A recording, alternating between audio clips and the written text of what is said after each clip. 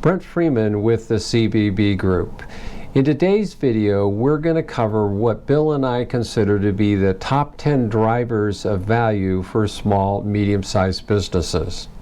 Now, as a buyer or a seller, you may want to consider this a little bit of a checklist, especially for owners as you're preparing your business for sale. Addressing these issues can help you drive some extra value in your business if corrected. And for buyers, this is something you should take a look at and use as a checklist when evaluating companies. Now, I've mentioned in the past on a video that Bill and I put on a workshop for buyers and sellers once a year. The workbook that goes with it will cover these top 10 drivers of value. Actually, I think there's 15 in the workbook in a greater detail than we're able to cover in the video. So if you'd like a copy of that workbook, please let Bill or I know. We're more than happy to email that one to you. So with that, let's get into it. The top 10 drivers of value are revenue history and trends, gross margin history and trends, hierarchy of revenue, customer concentration, seller's discretionary cash flow versus EBITDA, sales and distribution, turnkey management team, accounting, financial record keeping, barriers to entry, and growth opportunities. Revenue history and trends. Now, this company is a company that I just finished evaluation on, and as you can see, the revenue on a year-over-year basis has increased. How this affects the sales price or enterprise value is obviously the value is going to be determined on either the last year or last 2 years as an average on a go-forward basis. The multiple that would be associated with that is probably going to be a little higher than if the revenue was flat on a year-to-year basis, and definitely higher on if the numbers had been reversed, i.e. the revenue on a year-to-year basis had been going down.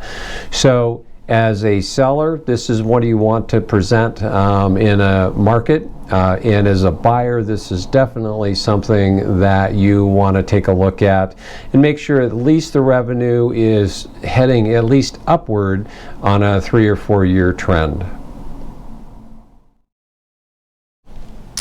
The second driver of value is gross margin analysis. Now, this on the analysis side, you want it to look much like revenue. A gross margin trend should look to be either holding stable or moving up over a period of time. If gross margins are declining, that can be due to a couple factors. One, material increases where you're not able to pass prices on to your customers, and or two, increased competition where you're having to lower your prices to meet that competition. So again, getting a little deeper dive into the gross margin analysis is a good thing for sellers. You want to take a look at how you can maintain those gross margins over time and move them up. For a buyer, you're actually looking at the very same thing. Hierarchy of revenue is also a driver of value. Now, you may think of all revenue as the same, but when you're doing evaluation or valuing a company, there is a difference between, say, reoccurring contract revenue and one-time revenue. So if you're a service company and you've got 1 year renewable contracts and you're getting payments either on a monthly, quarterly, or yearly basis, that revenue actually has more value than one-time revenue. So a revenue where you're a retail shop or maybe you're a manufacturer and you rely on individual orders on a constant basis with new customers to generate your revenue. So customer concentration is the next driver of value. So when we look at valuing a company, we're looking at the risk associated with the revenue. If a company has one or more customers that generate 10 to 20 to 30% of its total revenues, there's a risk associated in that with the obvious question is what will happen to the revenue or the profitability of the company if one or all of those customers decided to take their business elsewhere.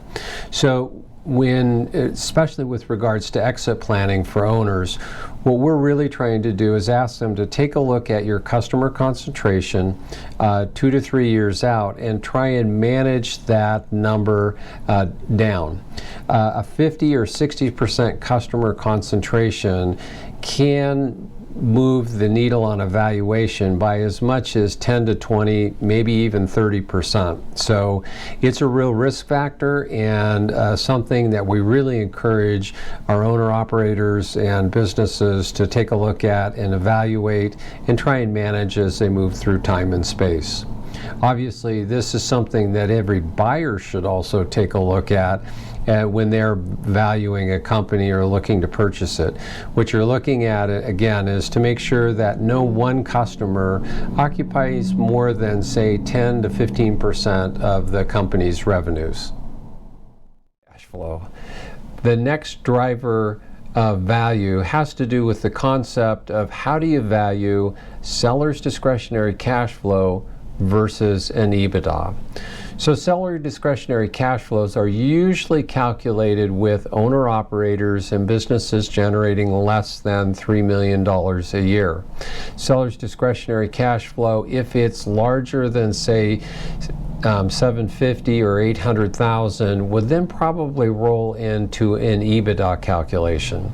But in general, the seller's discretionary cash flow is the pre-tax profit plus owner's compensation plus any other adjustments for interest, depreciation, and amortization, and any non-recurring expenses or non-business expenses like boats, airplanes, second homes, that type of a deal. And you add those together and that gives you the seller's discretionary cash flow, or the cash flow that a new buyer would use to secure acquisition financing, obvious, and SBA loan debt, pay themselves a living wage, and turn a profit for reinvestment in the company. And EBITDA can carry a multiple, depending on the size of the EBITDA and the characteristics of the company, anywhere from, say, 3.5 to 7 or higher. We've closed transactions where the multiple on the EBITDA was around 8 or 9, and that was for a synergistic buyer buying a $60 million company. But the concept behind the EBITDA calculation is usually where there is a business that is self-sustained, where the owner-operator, if they are operating the business, is not the secret sauce that drives the business. They may be an absentee owner, an investor, or somebody that's really stepped back and put a turnkey management team in place. So with regards to seller's discretionary cash flow versus an EBITDA, you can easily see the discrepancy in value. Obviously, the EBITDA carries a larger multiple and a larger value versus a seller's discretionary cash flow. Sales and distribution is the next driver of value. So think about a manufacturer having a wholesale channel, a retail channel, and an e-commerce channel versus the same manufacturer that just sells to a wholesaler. So obviously those have two different diversifications of risk, and that risk should translate into an increase in multiple for the company that has the multiple distribution channels. So when evaluating a company, look at that sales and distribution. It can be an important driver of value. The next driver of value is a turnkey management team. Now, for most small businesses with revenues less than $3 million, having a turnkey management team probably isn't something that you've taken care of. But a turnkey management team can really increase the value of your business and also give you, as an owner operator, a little peace of mind. So you have to ask yourself, if you were stuck on a desert island for 3 or 4 months, how would your business fare? Have you put a team in place that can continue to drive sales, order product, manufacture, deliver, and do the accounting and financial requirements of the company? Or are you the one that does all of that? So to prepare your business for sale, you really should identify key individuals inside your company or hire them that could actually take on or assume the job responsibilities that you hold. And a lot of cross-training involved. You can put together a turnkey management team in your absence. Now, how does this relate to value? Having a turnkey management team in place really broadens the buyer base for a potential business. You will then attract individuals that are investors, people that want to run the business but don't want to work in the business. And there's a distinction between working on it or in it. One allows you to grow and pursue other strategies with the business, while one, you're working 40, 50, 60 hours a week when you work in the business just running the day-to-day operations. So think about building a turnkey management team, and that is one great way to increase the value of your business. The next driver of value is a little bit more of a housekeeping issue, and that's financial and record keeping. Businesses that are really clean as far as their financials, buttoned down, and record keeping, much easier for a buyer to do due diligence on, for them to walk through the business and fully understand it. When we come across small businesses where the financials are in a little bit of disarray and need a lot of interpretation, that creates a less credibility with a potential buyer. As far as the record keeping is concerned, that's like renewing licenses, making insurance policies are in place, and that you know where those policies are and can produce them for a potential buyer. So more of a housekeeping issue, keeping your financial records and accounting clean and well put together and documented. The next value driver is barriers to entry, and this is really kind of more a characteristic that a potential buyer might take a look at. If you have a business where the barrier to entry is high, that is going to elicit a better value than if you're a service company and all you need is a truck and some service techs to start. Barriers to entry can, the obvious advantage is keeping out competition, and so that's something that as a buyer you should take a look at valuing the business to see kind of what barriers to entry they are. They can include licenses, equipment, manufacturing experience, and intellectual and proprietary knowledge. The last driver of value is growth opportunities. So there's an old saying in the M&A and business brokerage worlds in that businesses will sell for a price that pretty much relates to the financial performance of the company over the previous few years. But buyers will buy the company for growth opportunities. So think about that for a second.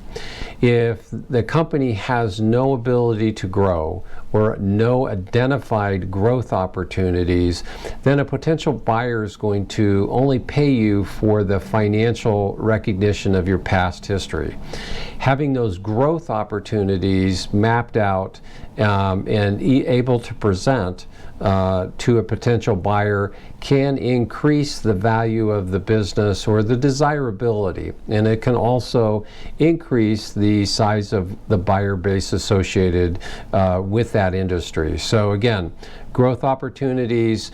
Sometimes you need to think out of a box. When we put together an offering memorandum, that's one of the things that we spend quite a bit of time working through with the sellers. Is a lot of times they've been in their business for 10, 20 years, and thinking about growth opportunities that are outside the box is not something that they've done. It's just simply an exercise they haven't considered.